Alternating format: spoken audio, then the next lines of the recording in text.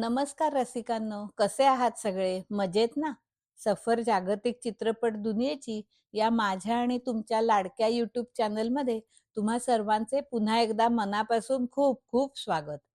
रसिकांनो, विचार करा की एखादी गोष्ट सर्व जगाला माहिती आहे, पण आपल्याला माहितीच नाही. आपण कधी बघितलीच नाही आणि तीच गोष्ट तुमचे शिक्षक तुम्हाला दाखवण्याचं वचन देतात. तेव्हा तुम्हाला कसं वाटेल? अशाच प्रकारचं एक वचन एक शिक्षक आपल्या विद्यार्थ्यांना देतात. काय असते ते वचन? तर ते वचन असते समुद्र दाखवण्याचे. त्या मुलांनी कधीच समुद्र पाहिलेला नसतो आणि त्यांचे एक शिक्षक त्यांना समुद्र दाखवण्याचे वचन देतात. आज आपण अशाच एका 2023 साली प्रदर्शित झालेल्या अत्यंत भावूक करणाऱ्या आणि सत्य घटनेवर आधारित असलेल्या एका स्पॅनिश चित्रपटाची ओळख करून घेणार आहोत. हा अप्रतिम चित्रपट ज्या स्पॅनिश पुस्तकावर आधारित आहे, त्या पुस्तकाचे नाव आहे एल माएस्त्रो के प्रोमेतियो एल मार. स्पॅनिशमध्ये माएस्त्रो म्हणजे शिक्षक, प्रोमेतियो म्हणजे प्रॉमिस करणे, वचन करणे, वचन देणे आणि मार म्हणजे समुद्र. म्हणजेच इंग्रजीत the teacher who promise the sea. The teacher who promise the sea या चित्रपटाची कथा दोन वेगवेगळ्या कालखंडात घडते.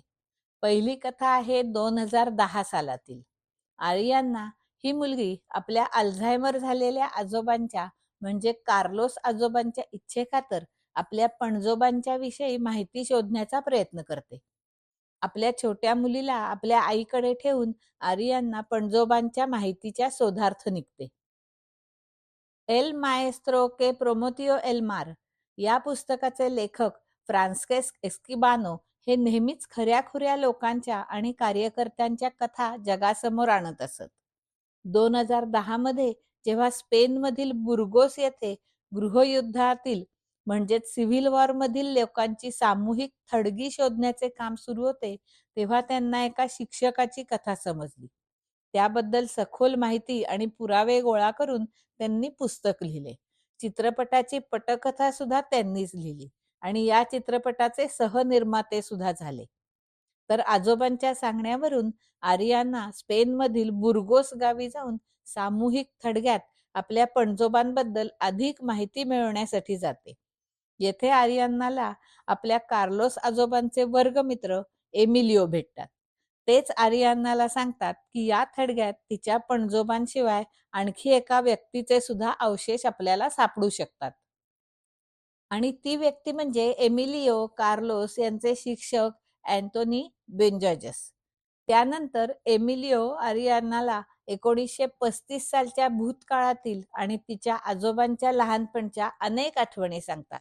अँटोनिओ सरांच्या आठवणीतून 1935 चा इतिहास आरियान्ना बरोबरच आपल्या समोर उलगडत जातो. आता आपण जातो 1935 सालच्या काळात. स्पेनमधील बुर्गोस नावाच्या गावात.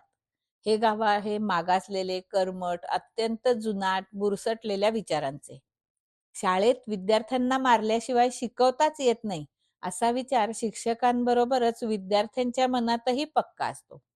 तर या बुर्गोस गावातील एका धूळ खात पडलेल्या शाळेत तरुण अँटोनी बेंजाजस नावाचा एक शिक्षक बदली होऊन येतो. तरुण अँटोनी वेगळ्या विचारांचा आहे. तो मुलांना मारत नाही, तर प्रेमाने शिकवतो. मुलांनी त्याला नावानेच हाक मारावे, सर म्हणू नये असा आग्रह धरतो.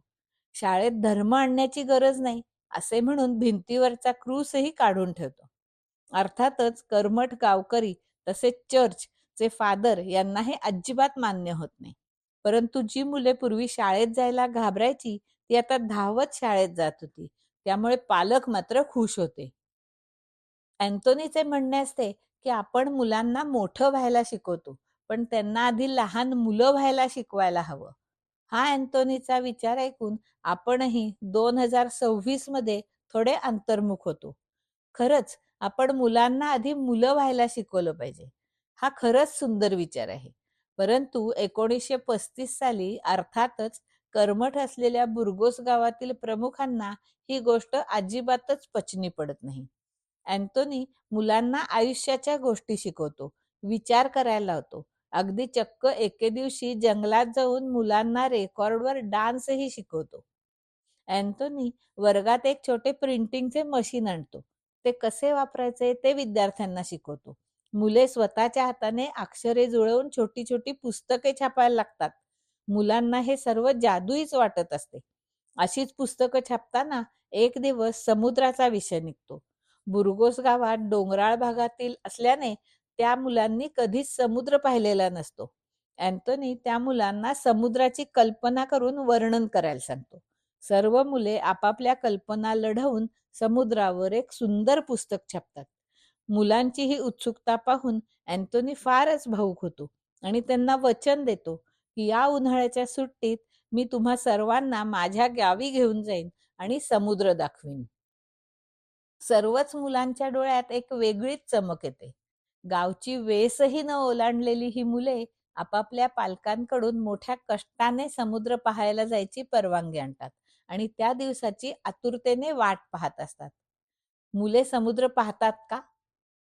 रसिकांनो, काळाच्या पडद्याआडचा इतिहास हा नेहमीच क्रूर असतो आणि म्हणूनच तेव्हाचे राज्यकर्ते तो काळा इतिहास दडपून टाकतात.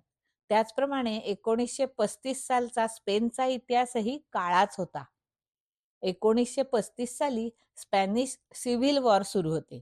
देशात जनरल फ्रँकोची सिस्टीम फॅसिस्ट राजवत येणार होती.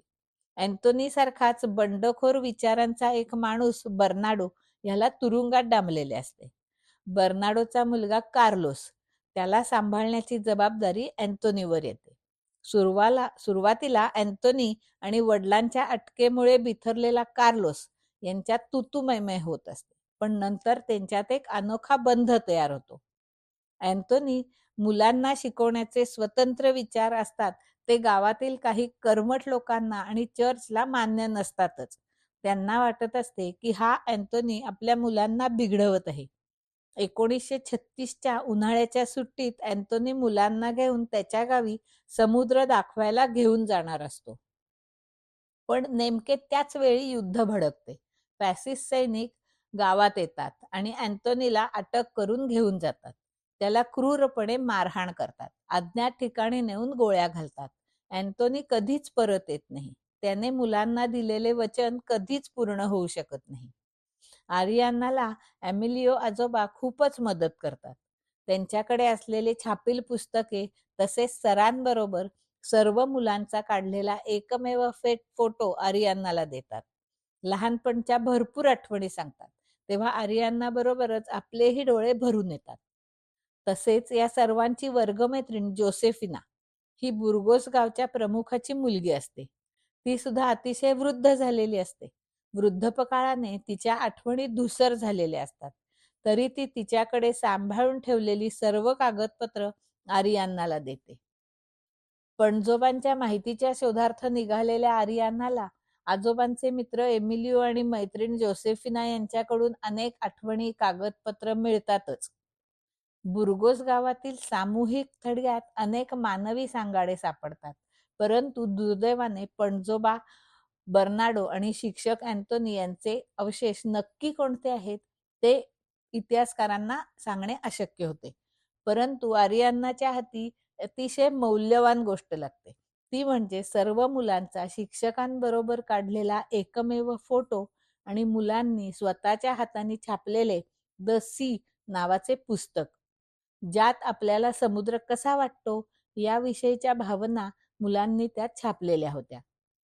आरियाना द सी हे पुस्तक घेऊन आजोबांच्या हॉस्पिटलमध्ये त्यांना भेटायला जाते. द सी हे पुस्तक हातात येताच कार्लोस आजोबांच्या चेहऱ्यावर एक वेगळीच चमक येते. अल्झायमर झालेला असला तरी ते त्यांच्या शिक्षकाला आणि समुद्राच्या वचनाला कधीच विसरलेले नसतात. हुकुमशाहीने अँथोनीची शाळा बंद केली, त्याला मारलं. त्याच्या मदतीने मुलांनी तयार केलेली पुस्तके जाळली. त्याचा इतिहास मिटवण्याचा प्रयत्न केला. पण हुकुमशहा मुलांच्या मनातील समुद्र मिटवू शकला नाही. ती मुले मोठी झाली, म्हातारी झाली, अगदी अल्झायमर सुद्धा झाला. पण कोणीही आपल्या अँथोनी सरांना आणि त्यांच्या शिकवणीला कधीच विसरू शकले नाहीत. रसिकांनो, या अप्रतिम चित्रपटाचे दिग्दर्शन पॅट्रिशिया फॉन्ट यांनी केले आहे. 2 वेगवेगळे कालखंड 1935 आणि 2010 इतक्या सुंदर पद्धतीने गुंफले आहेत, की दोन्ही कथांशी भावनिकरित्या आपण निश्चितच जोडले जातो. शिक्षक अँथोनी बेंजाचस यांची भूमिका एनरिक ऑकवर्थ यांनी साकारली आहे. भूमिकेत अगदी जीव ओतला आहे. त्यांचा अभिनय इतका नैसर्गिक आणि प्रभावी आहे, की जेव्हा ते मुलांना प्रेमाने शिकवतात, तेव्हा आपल्याला त्यांचा आदर वाटतो आणि जेव्हा त्यांच्यावर अन्याय होतो, अत्याचार होतो, तेव्हा आपल्याही डोळ्यात पाणी येते. 2010च्या काळात आजोबांच्या वडिलांचे अवशेष शोधणाऱ्या आरियानाची भूमिका लाया कोस्टा हिने केली आहे. एका जुन्या आणि पूर्वी न झालेल्या वचनांचा शोध घेताना तिची झालेली व्याकुळता, दुःख अत्यंत सुंदर रीतीने साकारले आहे. चित्रपटातील लहान मुले सर्वात महत्वाची. त्यांच्या चेहऱ्यावरील निरागसता, समुद्र पाहण्याची उत्सुकता, ओढ, त्यांचा भांबावलेपणा हे पाहून चित्रपट अधिकच उंचीवर नेऊन जातो. हा चित्रपट अत्यंत कमी बजेटमध्ये झाला, तरी त्याने बॉक्स ऑफिसवर धुमाकूळ घातला. अनेक पुरस्कार, नामांकने मिळवून गेला. या चित्रपटाच्या यशात सिनेमॅटोग्राफरचा तितकाच महत्वाचा वाटा आहे. आपण नकळत जुन्या काळात हरवून जातो आणि याचे श्रेय डेव्हिड वॉल्झेप्रेझ यांना जाते. त्यांनी कॅमेऱ्याच्या माध्यमातून 2 वेगवेगळ्या कालखंडातील फरक अप्रतिम दाखवला आहे. 1935 सालची शाळा दाखवताना अतिशय जिवंत, फ्रेश आणि उबदार रंगांचा वापर केला आहे. त्यामुळे मुलांची निरागसता, निष्पाप स्वप्ने आपल्या मनात भरतात. 2010चा काळ दाखवताना गडद आणि शांत रंगाचा वापर केला आहे. त्यामुळे इतिहासातील वेदना आणि रहस्य उलगडताना प्रेक्षकांचे मन हेलावते. चित्रपटाचे संगीत म्हणजे जणू चित्रपटाचा आत्माच. नताशा आरिज या संगीतकाराने अंतर्मनाला भिडणारे संगीत दिले आहे. जेव्हा मुले प्रिंटिंग प्रेसवर पुस्तके छापतात किंवा डान्स करतात, तेव्हाचे संगीत आपल्याला वेगळाच आनंद देते.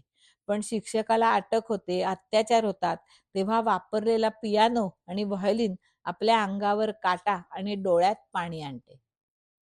The teacher who promise the sea हा चित्रपट आपल्याला ओरडून सांगतो, की बंदुकीच्या गोळ्यांनी तुम्ही माणसं मारू शकता, इतिहास पुसून टाकू शकता, दडपून टाकू शकता. पण त्या माणसाने पेरलेल्या विचारांना आणि स्वप्नांना कधीच कोणी मारू शकत नाही. हा चित्रपट फक्त एका शिक्षकाची गोष्ट नाही, तर आपल्या शिक्षण व्यवस्थेला आणि क्रूर इतिहासाला मारलेली एक चपराकच आहे. जर तुम्ही हा चित्रपट पाहिला नसेल तर नक्की पहा. व्हिडिओ आवडला असेल तर मनापासून लाईक करा. मित्रमंडळी, नातेवाईक, आप्तेष्ट यांना शेअर करा.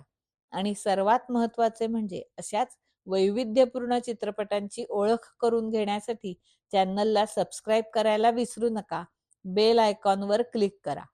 चला तर मग भेटू पुढच्या 1 तारखेला.